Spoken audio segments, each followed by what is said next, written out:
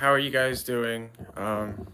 Originally, I wasn't going to stream until after my doctor's appointment, but then I decided to hop on. My doctor's appointment is at 9, so I will not be doing like a full length stream. This is going to be more like probably about half an hour, 45 minutes, um, because I have to get into the waiting room for my appointment.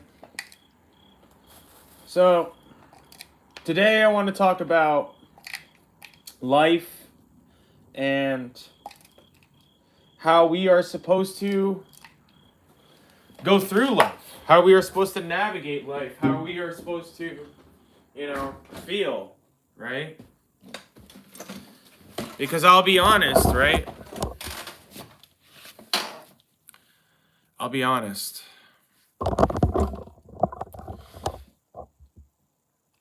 Is that there's very human things that I desire, such as a wife, right? I do desire a wife. I desire a family. I desire kids. The whole thing, right?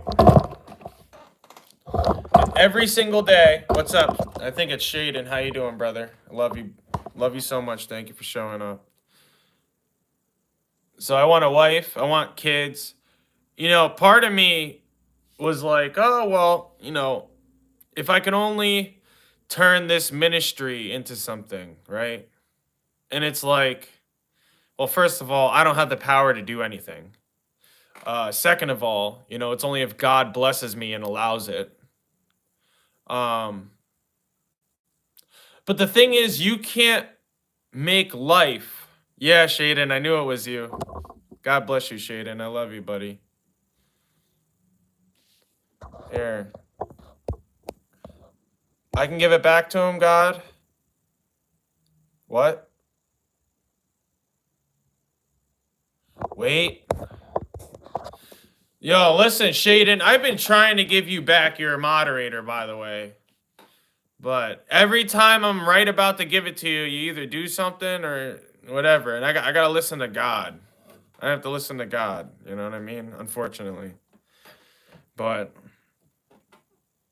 because he wants me to lead you. You know what I mean? And that's the other thing I'm getting into right now is that you can make your life a metric, right? You can base your life and your happiness off of what you achieve, who you're with, and everything else.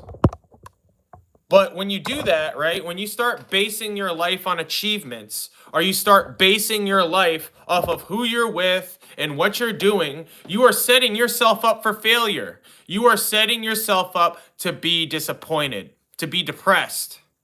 Because often in life, we set these goals and they might seem realistic, and they're only realistic until it's not. Until you get right there and then you realize that, hey, I'm so close, but not close enough, right? Because you could be working at a job, be working your butt off, be making good money, and you have another employee that works with you, and just because his project was 5% better than yours, well, guess what? You missed out on that promotion. And you see, it would be easy to fall into that trap of allowing that to bring you down and allowing it to depress you. Or you could just say, I don't allow the world to tell me what to do and how to be happy. Hey guys, what's up? Good to see you, Ultimate ADL, Shaden, Paulina. Absolutely great to see you. DePauli, Cole Cooper, I love this. Absolutely. I cannot talk Hindi, I'm sorry. But when you start making your definition of happiness based on the amount of dollars in your account, the people that you're with and who you're dating, right? Where you're working, your place of employment, and how far that you've gotten, well, then you end up driving yourself crazy. You end up never having enough. Nothing ends up being enough, right? And this is why we get into these situations where we start basing our happiness based on other people or on other things. And the danger in that is that there's absolutely no control. You are at the mercy of life. You are at the mercy of this world and the people in it, right? You can end up destroying your entire life in 2 seconds just by chasing after the wrong thing, setting yourself on the wrong path. Because the issue is, right, it's not even necessarily whether you get what it is that you are chasing. It is the fact of what you're chasing might not be the thing that's great for you, might not be what's good for you, right? So I'll give you an example. Amazon. So Amazon, they hire workers. And what's up, Andrew? Absolutely. That is the definition. Amen. Jesus, brother, that's what's up. He's the key to life. He's filling the life to empty his soul that many others are still seeking to fill. Amen. That's what's up. Yeah, my nails are like that. I cut my nails. I clipped them. What's up, anime kid? But that's the thing, right? If you build your life based on anything that man can offer, well, it's a castle of sand, and it's going to come crumbling down. And I found this out many times, right? In many different situations, right? Because I have based my happiness on different metrics throughout my life. So when I was a teenager and I was younger, well, guess what? My happiness was based on if I got the new video game that was out, right? If I got to play the game with my friends online. And then it went from that, right, to, okay, well, what if I just date the hottest girls I can, right? So then I would be just constantly chasing after, well, I didn't even have to chase these girls, to be honest. Let's be honest. They were coming to me at this time in my life. But yeah, I just had the hottest girls in my school just throwing themselves in my lap practically, you know what I mean, in high school. So I was defining my happiness on that. But here's the issue, right? Is I didn't realize that young girls are not looking for a husband. So it's every single woman that I was dating, I was considering it like this might be the last relationship I ever had. You know what I mean? I was considering it like this might be my future wife. And the issue is I ended up just getting my heart broken, right? I ended up getting my heart broken over and over and over and over again. And it's because people in this world, they are not always trying to look after your best interests. They're not always even looking what's good. What they are doing is they are trying to fulfill a desire. They are trying to fulfill a need in their life. That's why people go out and they do these things, you know? That's why you end up with people cheating. That's why you end up with, people sabotaging their fellow employees at work. Because everybody is at each other's throats just trying to grab what they can and take it and run with it. And unfortunately, there's people who have lives that I wish I had sometimes, right? I see a family, I see a wife, a husband, kids, you know, they have a good job, 2 cars in the driveway, whatever, right? And I look at them and I ask God and I say, God, why isn't my life like this? And then I realize something. That your definition of happiness, right? That your life, right? Even if I had those things and I was happy, sure, that's great, right? But who am I happy for? See, who am I happy for at that point? What, all for me?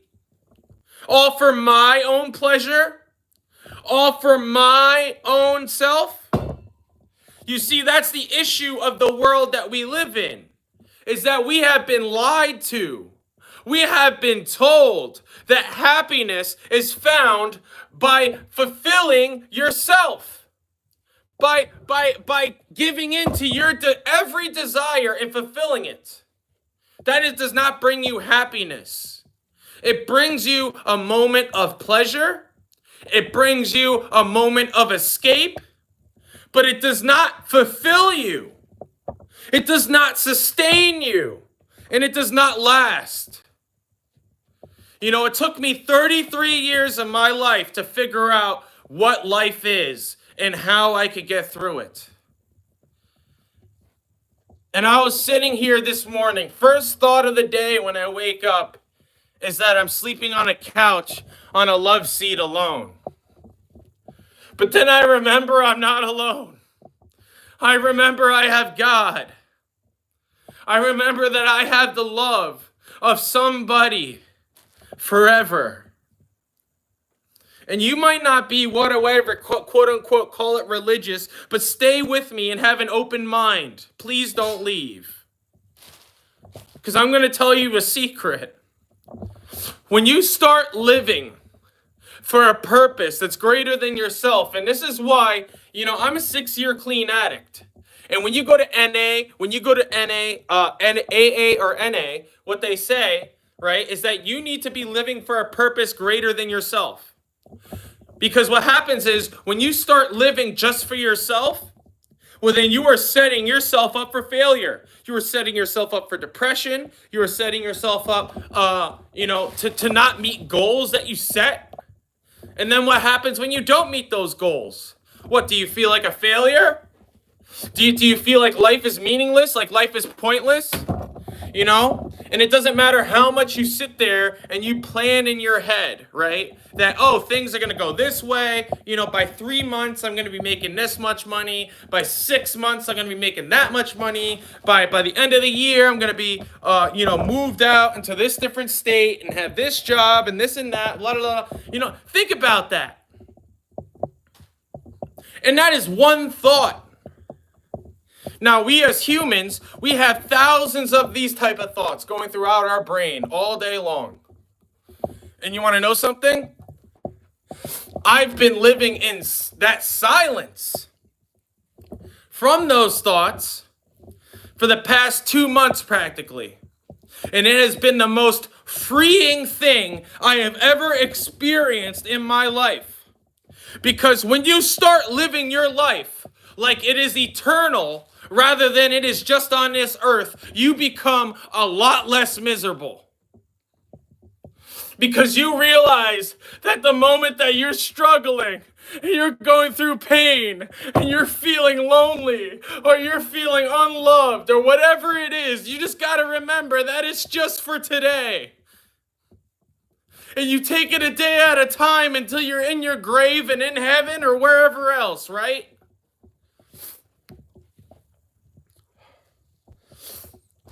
And that's what makes it easier, too, is the fact that I do know that even if I was to suffer in that particular way, right? Never get a wife, never have kids, never have any of that, right?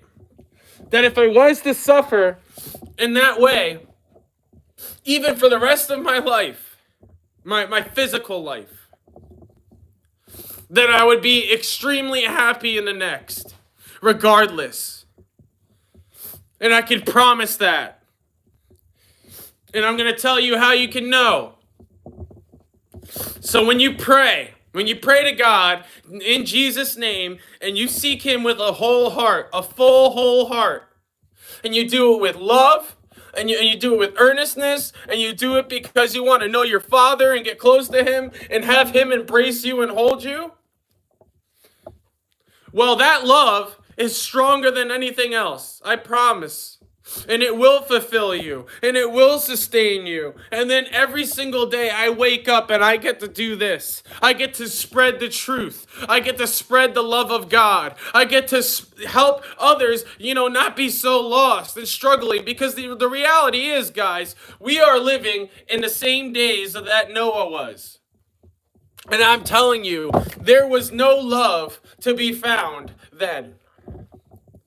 And even if you were to find somebody, right? Say you were to find somebody, it is a very, very, very, very, very small chance that that person is going to be the person that sticks with you until the end. Even getting married, it's a 50% shot. Even worse these days, So, I'm going to start reading some comments, guys. Well, what's up, Daniel? How you doing? Me too. Every commandment fulfilled is like making a bank deposit. Yeah, exactly. That's right. Sorry. It's okay. It's okay, D, Amanda. It's just, it's part of being human, right? You know, but it's not even necessarily not having the thing that bothers me so much, but it's the fact that people can have what I would seek. People would have what I was seeking, right? Before, because before I was just seeking a life for myself. Let me be honest. I'm going to be real because I keep it here. I keep it real here, right? I'm not going to sit here and pretend like I was going to live a completely selfless life before I met God. I was a selfless person, of course. More selfless than most. But that doesn't mean I was going to live a selfless life. You know, it was as selfless as I was allowing it to be. Because true selflessness is sacrifice. True selflessness means to give up something that you care about. And that's the thing I did, right? I gave up my money. I gave up like things I would purchase myself and buy for myself. You know, and if you guys haven't yet, please subscribe and like the video. It means a lot. So I would be doing these things, right, to try to show love. And even though I was doing that, I was doing it for my own gain, one way or another. Either because it made me feel good, or because I like to make them feel good. Or I like to take care of them and their kids and feel like a father, feel like a family man. I was doing it for my own.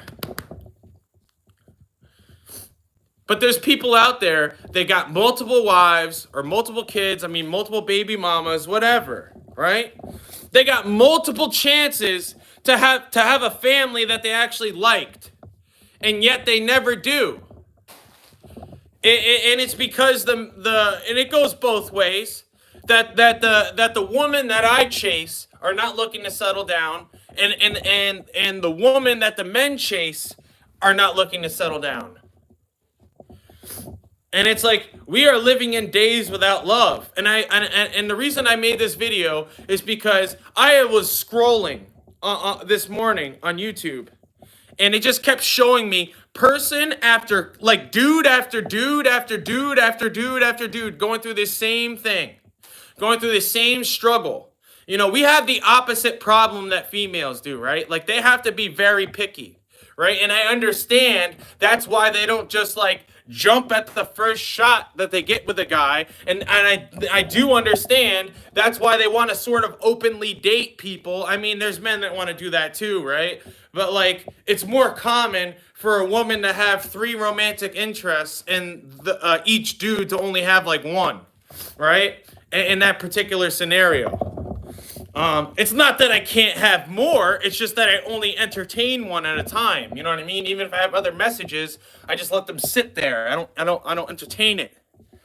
But that's the thing. We live in a society where both sexes, not just females, but males too, they're testing the waters, right? What they are doing is they are having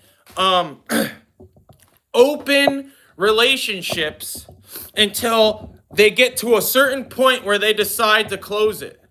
Well, here's the issue that I have, and it's not from insecurity, but it's like, well, I worry about, okay, well, if I'm seeing this girl, I start to have feelings for her, I start to like her, okay, that's fine, whatever, right? But if she's sleeping around with that dude, sleeping with this dude, sleeping around with me, well, then I feel like I am being cheated out of someone's emotions, of their affection, of their love. I feel like I am being given a percentage rather than a whole thing. And if I'm giving my whole self to somebody, right? If I am exclusively dating you, well, then I expect you to exclusively be dating me. And I have not met a single woman that is willing to even do that, to even exclusively date. And you know what? I'm sure they exist out there, but they are trying to exclusively date the men that don't want to exclusively date. You see how sick of a society that we live in? So that's what I'm trying to tell you is don't put your happiness in a relationship. Don't put your happiness and your well-being on whether or not you are with somebody, because if you go by that metric today, well, you are going to be screwing yourself. Trust me, you are going to be living in pain. And it's either you're going to be in a relationship where it is unfulfilling and unequally yoked, and somebody's being hurt, manipulated, abused, and used, or it's a relationship just completely devoid of love. You know what I mean? Where people are together only for utility. Oh, well, you know what? You pay most of the bills, and, I give you good sex when you want it. So it's sort of like, here, let's live together. That's a very common thing these days. Some people, they just want to be taken care of. They just want, and I understand it. Look at the price of everything. Can't even afford to go to the grocery store and buy food sometimes. Most of the time, in fact, I can't. So, like, I get it that, like that woman especially, they want someone to, like, give them money and help them pay for things and this and that. And I'm sorry that I'm not rich. I really am. But I feel bad for you if you put all your value in life on money. And this goes for either sex. I'm not talking about just women. Right? If you put your value on money in this world, it's going to crush you too.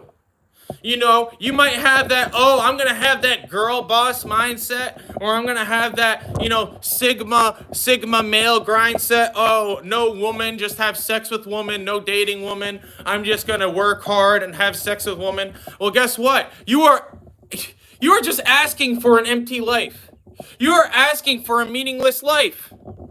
And then here's the other thing that people don't realize, right? And I didn't realize I was so different than most people.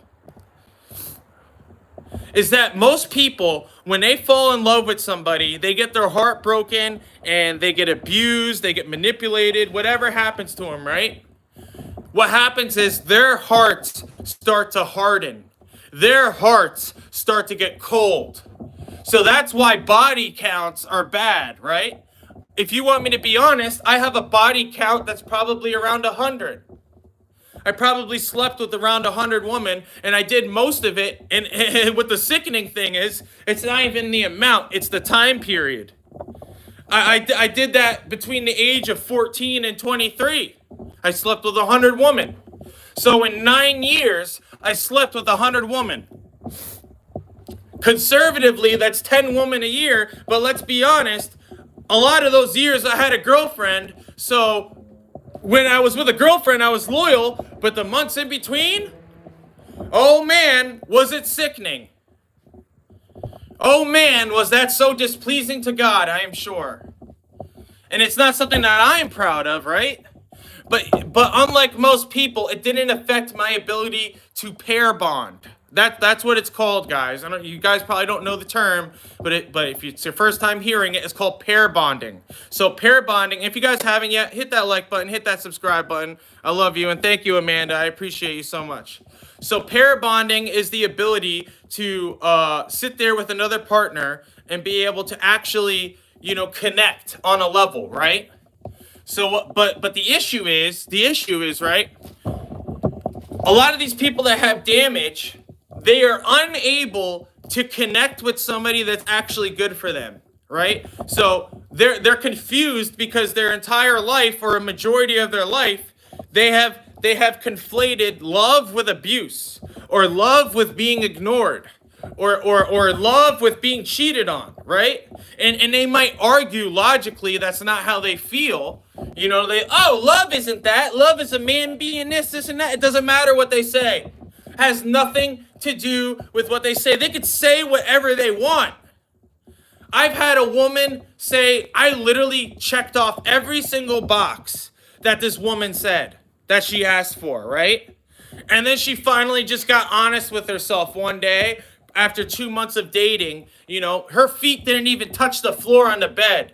We literally woke up, you know what I mean? She sat up and said, you need to move out. We're broken up. I'm not with you anymore. And I said, why? I said, everything's going fine. I said, we don't fight. We don't argue. We laugh. We get along. We have a good time when we go out and we do things. Like, it makes no sense. I said, this is the healthiest relationship I ever had. And you know what she said? She said, that's the issue. She said, that's the issue. I said, I don't think there's any passion. I don't think there's any real love unless I have a man hitting me and telling me what to do. Unless I have a man that literally smacks the shit out of me and tells me what to do and forces me to do things against my will, well then I can't fall in love with you. That is literally what she said to me. So she said, unless you're gonna start acting like a real man and start beating me up, start forcing me to like have sex with you and all this other stuff, I just couldn't be that person. I'm sorry. I am sorry. You know, females out there, I know you're not all like that. But to the ones that are, I am sorry. I cannot be that dude. I cannot be that dude that just like violently beats women and abuses them and cheats on them and this and that. Like if I have to do all that to get you to chase me, well then I would rather just not play the game at all. I would rather just say, you know what? I'm going to remove myself from the dating scene and I'm just going to work on God's path. And that is my point, guys. That's what I'm getting at. Is that you can try to trick yourself into thinking that you could find happiness out there in the wilderness. But there's nothing but lions and tigers and bears. Oh my. And I mean it. You know, that's why nobody's happy. That's why nobody, you know, can figure things out. That's why everybody's life is terrible. You know, I would say 10% of the world is happy. Like honestly happy in their relationship. I would say 10%. And I am so happy for that 10%. I really am. But the rest, we are effed. And you can either live in delusion and you can sit there and you can tell yourself that this world is going to be okay, that everything is going to be okay. And it is when Jesus returns. But it ain't going to be okay right now. It ain't going to be okay for the next 7-8 years. It ain't going to be okay. So what I'm trying to tell you is that you need to start chasing something in life, right? That gives you purpose, that gives you value, that gives you meaning. And there's only one place you can get that, and that is God. That is Jesus Christ. And I wasn't trying to make this super religious this time because I wanted viewers to come in. But it's not about religion. It's about love. It's about a relationship with Jesus Christ. It's about allowing him to take over your life and allow you to direct you in a place where you can actually be happy. Because I'm telling you that even when I have those moments where I feel lonely, where I feel like nobody loves me, where I feel like I'm useless and my life is purposeless and everything else, right? Even in those moments, those worst moments, I know my God is there. I know that he loves me, and I know I'm doing good work for him. And I can go to sleep every single night with a clean conscience. I can wake up with a smile on my face, knowing that I am doing what I can to help God in his kingdom. And you could too. And I'm telling you, it is a freedom that I cannot even explain to you. And I've tried everything, right? I've tried every different drug. I've tried different women. I've been in places of situations of power. You know what I mean? I ran a news company, for God's sakes. But you want to know, the thing is, like, and I could get in anywhere I wanted to. All I had to do is show my press badge. I get free food. You know, woman would talk to me and everything else, right? And you want to know something? It wasn't rewarding. Like, I had to convince myself to enjoy that stuff. The most rewarding thing was writing the articles. And the least rewarding thing was, you know, acting like I care. Acting like I care about numbers or I care about money. You know, like, I know for a lot of people, it's easy for them to love money, but not me. I've never loved money. I've always looked at money as a tool. You know, I'll be honest, I have expensive tastes. Like I don't, like if I was to go into a store and not look at the price tags of things and just pick stuff up based on, you know, what I like or what I feel is quality, right? Well, I end up choosing the most expensive things every single time. Doesn't mean I buy them. I can't, of course, right? But that's the thing, though. Even though I can have expensive tastes, I still don't love money.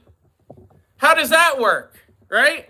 I could see the appeal of something that is luxury. Like, you know what I mean? Like I could see the appeal of, like, you know, a nice white BMW with heated leather seats and love it, right? But it doesn't mean that I love money. It doesn't mean that I'm in love with that stuff, because I'm not.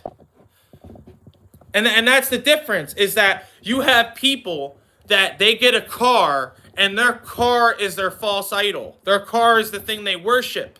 The car is the thing that they put all their money and time and energy into. And the reason why I'm saying this is because I was one of those people as well. You know, I was gonna tune up my car, put all my money into my car. I spent all my time, like, you know, researching and, like, you know, learning mechanics and all this other stuff, right? All this energy that I could have been putting towards God, I was putting towards myself for a car. And the thing is, yes, the car might give me pleasure, you know, when I go out for a drive or this and that, right? And I might really enjoy that. But do you want to know the best thing about that drive? The best part about the drive is praying to God. The best part about that drive is feeling closer to God, because I'm praying to Him in that moment. And it's like, I miss having my car, because in my car, that's when I would get my deepest praying done. I would just be on the highway, just in complete surrender to the Lord. And I was happy, you know? And that's the thing, guys, is that nothing in this world will ever keep you happy 100% of the time. It's just impossible. The only person that could even give you that is God, right? And when you seek Him, you will find. If you want love, you will get it. If you want comfort, you will get it. If you want wisdom, you will get it. Whatever you want, God will give it to you. Provided it's not something evil and selfish. But the things that truly matter in this world, our Father gives to us. Our God gives to us. And He is there. I don't fake tears. You know, this is the truth. The truth is Jesus. And it's, you know, whether you like it or not, the truth is Jesus, and He loves you. You know, that's the thing, is that He loves us even when we turned away. You know, I was reading Jeremiah 3 yesterday, and it was talking about how, you know, God was upset with Israel, you know, for being a whore, essentially, worshiping false gods and everything else, right? But the difference is that Israel, the 10 tribes, right, they were openly and blatant about their false idol worship. You know what I mean? They didn't try to hide it from God. You know, they owned their sin on their sleeves, and because they're honest, right, it's easier for God to work with them. But then you have the Judeans, right, the Judas, they were doing the same thing. But here's what makes it worse, right? Here's the difference between the Judeans and the Israelites. So the Judeans, they literally saw Israel get kicked out by God, get divorced by Him. Then the Assyrians, they came in, they killed the people, they raped them, then they kicked them out of their country, right? And you know, these became the Jewish diaspora. They were forced to wander the earth until Jesus returns again. Or they were given a country, which is what happened. You know, they were given a country. But the point I'm getting at is that Judah saw these Israelites do all this sin, all this false idol worship. He watched them, you know, turn their backs from God. And because Judah, you know, even after seeing the Israelites get punished and God frowned upon it, they did it anyway. But the difference is they were sneaky about it, right? They were dishonest about it. And that's the thing, is God knows we are sinners. He just wants us to be open and honest about it. He wants us to be real about our sin and what we are doing in this world and in this life. because it's easier for him to meet us that way. So I'm going to leave you guys with this because I have my doctor's appointment in like 10 minutes. You can chase whatever you want in this life, be it dollars, be it a job, be it a partner, or whatever. Whatever metric you set, you will fail by in this world, and I promise you. And I'm not saying that to be a dick. I'm saying that because I care. Because even when you feel like you're that close to your goal, and you feel like you're that close to achieving your dreams, you will always be one step away. Thank you guys for showing up. I love you all. Amanda, Truth Teller, MeTube, 12th Gate, Andrew, Kurt. God bless you all. I love you so much. I'll be on later. Sorry, Shaden. I love you. I have a doctor's appointment. Take care, guys. God bless you.